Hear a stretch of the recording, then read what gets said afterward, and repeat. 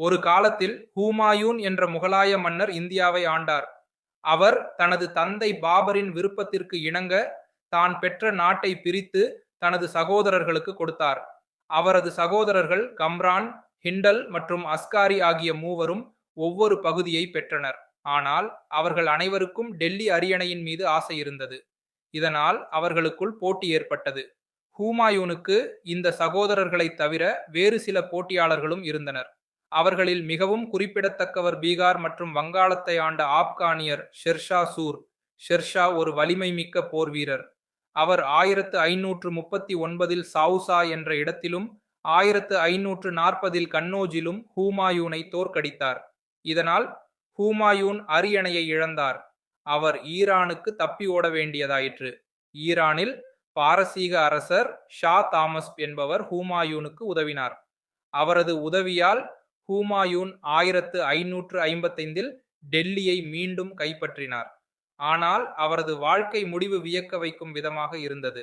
1556இல் டெல்லியில் உள்ள தனது நூலகத்தின் படிக்கட்டுகளில் இடறி விழுந்த ஹுமாயூன் மரணமடைந்தார்.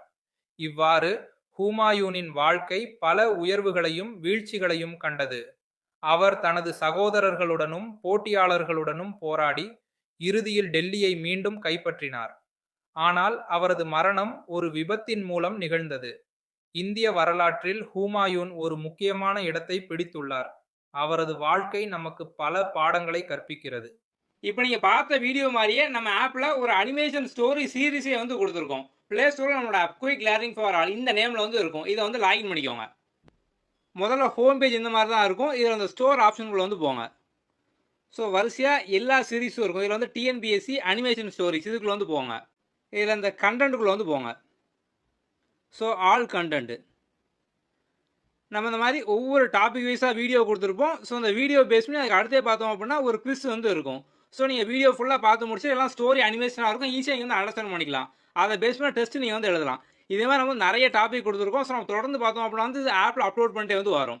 ஸோ நீங்கள் எல்லாமே பார்த்தோம் அப்படின்னா ஒவ்வொரு வீடியோக்கு அப்புறம் அதை பேஸ் பண்ண குவிஸும் வந்து இருக்கும். ஸோ நீங்கள் வந்து ஈஸியாக பார்த்தோம் அப்படின்னா வந்து ஒவ்வொரு டாப்பிக்கும் ஸ்ட்ராங்காக வந்து படித்து முடிச்சிடலாம். நம்ம வேலிடிட்டியும் பார்த்தோம் அப்படின்னா வந்து ஃப்ளெக்சிபிளாக வந்து கொடுத்துருப்போம். 1 மந்த், 3 மந்த், 6 மந்த் இந்த மாதிரி இருக்கும். உங்களுக்கு எது வேணுமோ நீங்கள் அதை வந்து சூஸ் பண்ணிக்கலாம். ஓகே.